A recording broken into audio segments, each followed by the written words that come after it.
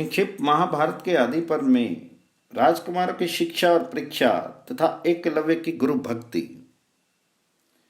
वैशंपायन जी कहते हैं, जन्मेजय द्रोणाचार्य भीष्म पिता में से सम्मानित होकर हस्तिनापुर में रहने लगे।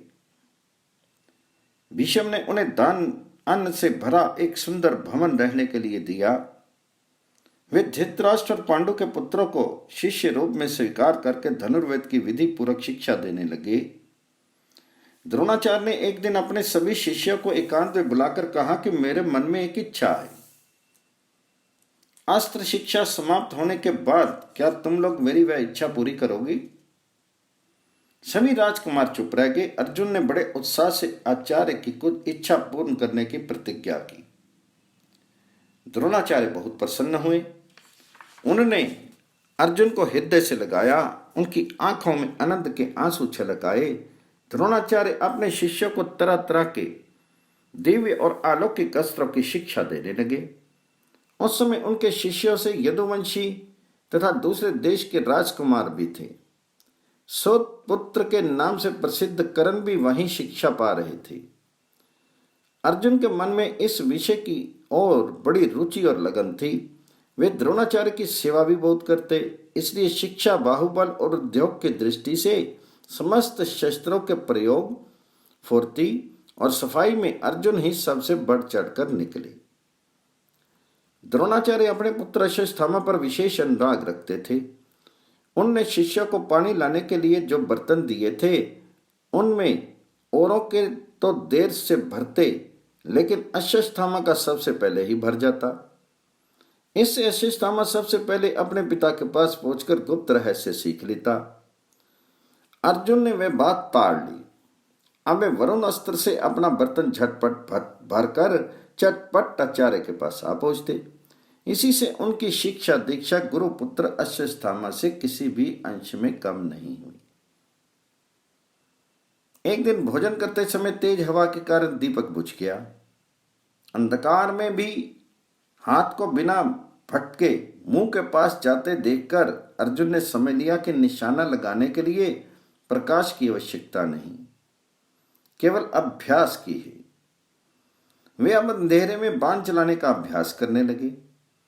एक दिन रात में अर्जुन की प्रत्यंचा की टंकार सुनकर द्रोणाचार्य उनके पास आए और अर्जुन को हृदय से लगाकर कहा, बेटा, मैं ऐसा प्रयत्न करूंगा कि संसार में तुम्हारे समान और कोई धनुर्धर ना हो।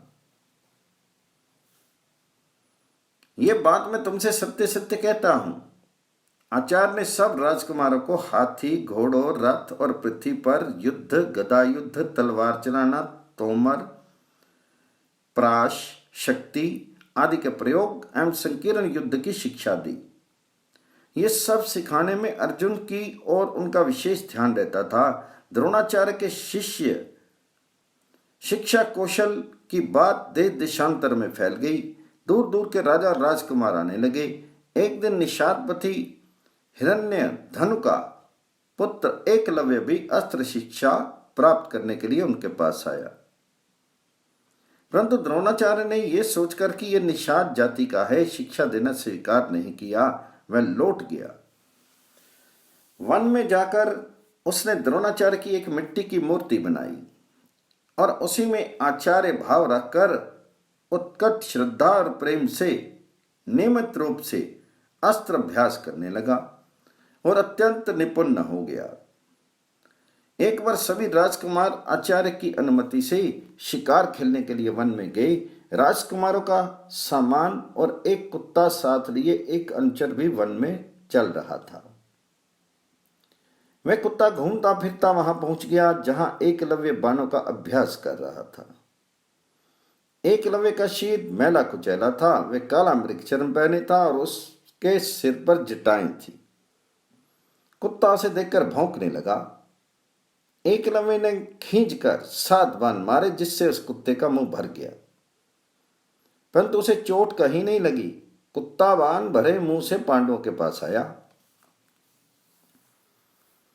ये आश्चर्यजनक दृश्य देखकर पांडव कहने लगे कि उनका शब्द भेद और फुर्ती तो विलक्षण है। टो लगाने पर उसी वन में उन्हें एकलव्य मिल गया। मैं लगातार बाणों का अभ्यास कर रहा था। पांडव एकलव्य का रूप बदल जाने के कारण उसे पहचान नहीं सके। पूछने पर एकलव्य ने बतलाया कि मेरा नाम एकलव्य है, मैं भीलराज हिरण्यधनु का पुत्र और द्रोणाचार्य का शिष्य हूं। मैं यहाँ धनुर्विद्या का अभ्यास करता हूं। अब अभी सभी ने उसे अच्छी तरह पहचान लिया। वहां से लौटकर सब राजकुमार ने द्रोणाचार्य से सब हाल कह सुनाया। अर्जुन ने कहा, गुरुदेव, आपने मुझे हृदय से लगाकर बड़े प्रेम से ये बात कही थी कि मेरा कोई भी शिष्य तुमसे बढ़कर नहीं होगा, परंतु ये आपका शिष्य एकलव्य तो सबसे और मुझसे भी बढ़कर है। अर्जुन की बात सुनकर द्रोणाचार्य ने थोड़ी देर तक कुछ विचार किया और फिर उन्हें साथ लेकर उसी वन में गए। द्रोणाचार्य ने अर्जुन के साथ वहां पहुंचकर देखा कि जटावल्कल धारण किए एकलव्य बाण पर बाण चला रहा है। शीर पर मैल जम गया है, परंतु उसे इस बात का ध्यान नहीं है। आचार्य को देखकर एकलव्य उनके पास आया और चरणों में दंडवत प्रणाम किया। फिर वह उनकी विधि पूर्वक पूजा करके हाथ जोड़कर उनके सामने खड़ा हो गया और बोला, आपका शिष्य सेवा में उपस्थित है, आज्ञा कीजिए। तो द्रोणाचार्य ने कहा, यदि तू सचमुच मेरा शिष्य है तो मुझे गुरु दक्षिणा दे। एकलव्य को बड़ी प्रसन्नता हुई। उसने कहा, आज्ञा कीजिए, मेरे पास ऐसी कोई वस्तु नहीं जो मैं आपको ना दे सकूं। द्रोणाचार्य ने कहा, एकलव्य, तुम अपने दाहिने हाथ का अंगूठा मुझे दे दो। सत्यवादी एकलव्य अपनी प्रतिज्ञा पर डटा रहा और उसने उत्साह तथा प्रसन्नता से दाहिने हाथ का अंगूठा काटकर गुरुदेव को सौंप दिया। इसके बाद उसकी बाण चलाने की वह सफाई और फुर्ती नहीं रही। एक बार द्रोणाचार्य ने अपने शिष्यों की परीक्षा लेनी चाहिए। उन्होंने कारीगर से एक नकली गीध बनवाया और उसे कुमारों से छिपाकर एक वृक्ष पर टांग दिया। तदनंतर राजकुमारों से कहा, धनुष पर बाण चढ़ाकर तैयार हो जाओ, तुम्हें निशाना लगाकर उस गीध का सिर उड़ाना है। उन्होंने पहले युधिष्ठिर को आज्ञा दी। पूछा कि युधिष्ठिर, क्या तुम इस वृक्ष पर बैठे गीध को देख रहे हो? तो युधिष्ठिर ने कहा, जी, मैं देख रहा हूं।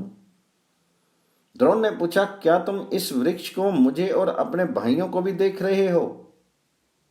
युधिष्ठिर बोले, जी हां, मैं इस वृक्ष को, आपको और अपने भाइयों को भी देख रहा हूं।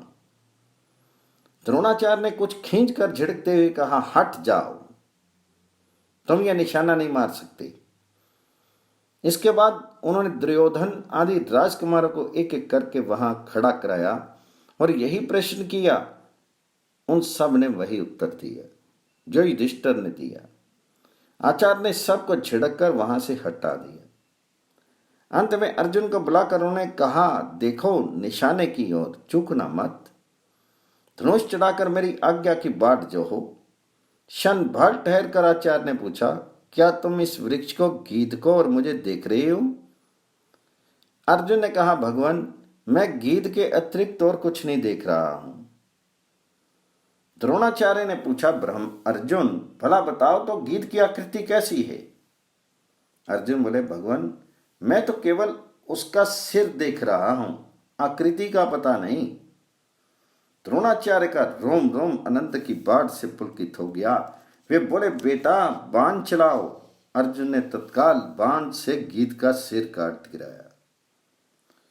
अर्जुन की सफलता देखकर आचार्य ने निश्चय कर लिया कि द्रुपद के विश्वासघात का बदला अर्जुन ही ले सकेगा। एक दिन गंगा स्नान करते समय मगर ने द्रोणाचार्य की जांघ पकड़ ली।